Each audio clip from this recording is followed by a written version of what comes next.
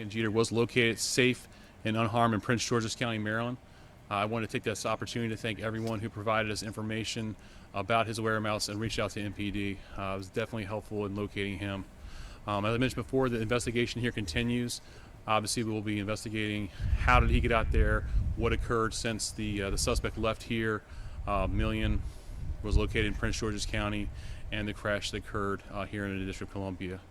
So with that, I'll open up for any brief questions. Chief, did the suspect go into the actual apartment, or did this happen outside where he came across the mother, the 12-year-old, Million, and another sibling outside the courtyard?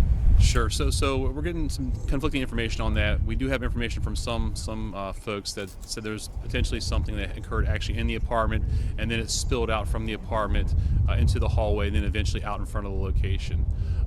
So we're still kind of with that. That 12-year-old said that this guy is her stepfather. Can you confirm that? I do know, as I said before, that the suspect in this case was the significant other of the decedent in this case. If he was actually, legally a stepfather or not, that I don't know. Chief, you could talk about where the 3-year-old was found, who he was found with, if he was harmed at all. Sure. Obviously, he was not harmed at all. As I said, he was found safe. He is with a relative out in Prince George's County, Maryland. Is it his grandmother? No? I'm not going to specifically say which family member it was, but it was with a family member. Chief, You, this is you tragic. believe Sorry, go ahead. you believe that he was dropped off there, and then this guy kept on driving around, and that's when Prince George's County police officers who were working a separate scene saw the truck and started the pursuit. That's the assumption we're working on right now. Obviously, like I said, everything is kind of unfolding. So we have detectives from MPD that are out in PG County working with PG County to, again, interview those family members to get the specific details to kind of find out what was that time frame between the offense that occurred here, the traffic crash with the pursuit that occurred, with the suspect, and us locating the juvenile. And then earlier you talked about just like how difficult this is. I mean, any homicide is terrible, but this is one, like you said, that 3 kids now don't have a mom or a dad. Can you just speak more on that? Yeah, I mean, as I said before, this is just a tragic circumstance. I mean, for everyone involved, as the children, they have no mother.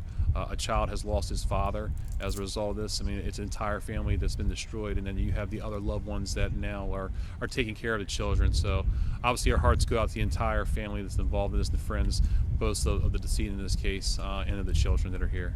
Just one more, guys. Did the family that you picked up the child from, did they know the circumstances of what happened earlier? Or could they speak to the last conversation they had with the suspect? Yeah, again, as I said, there's detectives that are on the scene out in PG County, so that's more information that we'll get to know exactly what they look like, but I don't have those details at this time. But for all intents and purposes, this is pretty much over now, correct? I mean, the on-scene investigation continues. Obviously, we'll continue to process the scene here and get any more information we can for detectives to kind of determine, what led up to this and how the child got to Prince George's County. But as far as we know, the suspect, obviously, he's deceased in this case. So there's a lot of loose ends that'll still be need to be investigated to fully determine what happened here. So it's not over. So the other children are safe. One child is receiving medical treatment, and the other child is with his parent. With who's? His parent, his father. One clarifying question, did the relative contact you all? Or did someone in the community see the child who was dropped off? So we got a variety of information that kind of came at the same time. So we were notified by Prince George's County the day we received information. So again, kind of working through Prince George's County, how they got it. Those are all the things that we're following up with. But we definitely know that the social media information that went out, that our media coverage here has definitely been helpful. So thank you. The I was gonna 3-year-old ask you, what public Million. information did you get? Did you get information from the public that led you to the boy? Again, I mean, we put a lot of information out, so there was information that came to PG County that led them and our detectives to go out there. So again, we won't get into the exact specifics of it, but we appreciate the public's help on this. It's been helpful. Please explain the relationship. You have Stephon Jeter. You have this woman who he's accused of killing. They have a 3-year-old named Million. Then you have the 12-year-old. Stephon is not the 12-year-old's father, but the woman who was killed, that is the mother of the 12-year-old. This other sibling, how old is that sibling? And is Stephon and the woman the parents of the sibling? No. So the third child that's unharmed is 8 years old. The decedent is his mother, and he has a different father. It's not Stephon. Thank you, guys. Thank you. Thank you, guys.